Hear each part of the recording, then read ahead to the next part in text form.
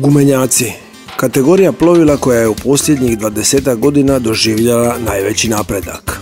Tako smo danas svjedoci gumenjaka koji svojom opremom nimalo ne zaostaju za staklo-plastičnim plovilima. Luksuzna oprema i mnoštvo potrebnih i nepotrebnih dodataka jednim dijelom su uništili sirovi sportski duh gumenjaka i u drugi plan bacili njihove maritimne osobine. Osim navedenog luksuza opreme, podigla se i cijena ovakvih plovila, pa se sve više postavlja pitanje opravdanosti investicije u brodice takvog tipa. Ruku na srce, većina kupaca koja želi obiteljski krstaš potražit će ga među stakloplastičnim plovilima, dok su kupci gumenjaka mahom ronioci ili ljubitelji jednodnevnih izleta na nešto udaljenijim destinacijama.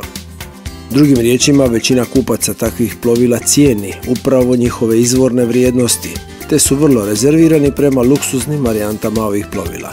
To ne znači da se time odriču komoditeta ili udobnosti, već su jednostavno njihovi interesi usmjereni na brodice koji će im svojom jednostavnošću pružiti maksimalni užitak.